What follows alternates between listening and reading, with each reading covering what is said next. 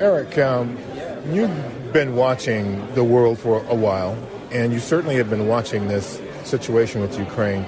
Give me your views on where things stand right now, you, from your perspective, watching the global response, what's going on in Ukraine.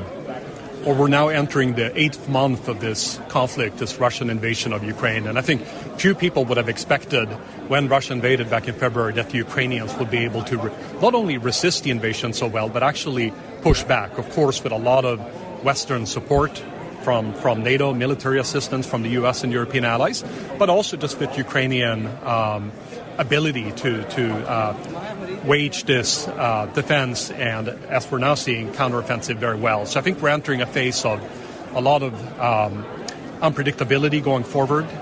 We're seeing Russia use even more brutal tactics, attacks against civilians and infrastructure targets. And we're entering the winter months very soon. So it will be very important to keep the military assistance to Ukraine going and ensuring that they can keep making as much progress as possible as we're looking at a very tough winter ahead of us. So, speaking of the winter, what is it that you think Ukraine needs most when you start looking at not necessarily military support, but global support? Is it for the world to recognize that it's not just about this winter, it's about the next 5 winters? Or what is it that Ukraine needs for the rest of the world to see and to understand and to think about right now? I think what is important for the world, and I think what Ukraine wants the world to know, is that this is a war that will have a huge impact on global order and global security. And I think it was interesting. We saw at the United Nations a vote recently where 143 countries voted to actually condemn Russia's war in Ukraine. That was more than many Western officials had hoped for. And I think that shows that Russia's success in the war, this is not going as Putin had hoped. The destruction is just very, very brutal. And I think the world is beginning to see the war for what it really is, this brutal Russian invasion. But I hope that there's still a lot of countries who are on the fence that will come around and actually condemn Russia's war and begin to take steps to provide at least diplomatic support for Ukraine.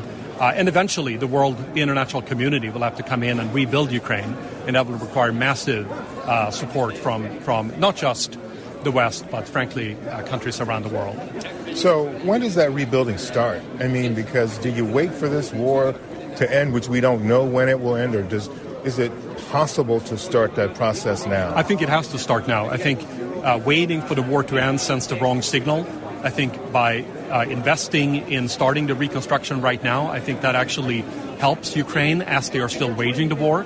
By rebuilding infrastructure, energy systems that are being destroyed by the Russians, that is important for Ukraine's ability to sustain its effort to win this war.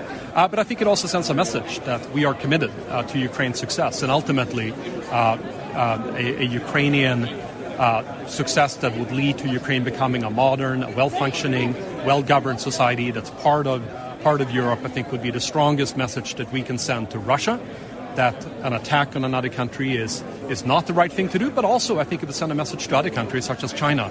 And that's why I think it's so important that the West really delivers on these promises, both immediately by reconstructing and being present, but also in the longer term in terms of that reconstruction and modernization of Ukraine that will be necessary. Okay. Anything you want to add that I haven't asked you about that you think is important? I think we are looking again at a very difficult winter in Europe with an energy crisis. And there are going to be voices saying that the costs are too high to sustain continuing to support Ukraine. We need to settle this conflict with Putin now. I think there is some danger in doing that.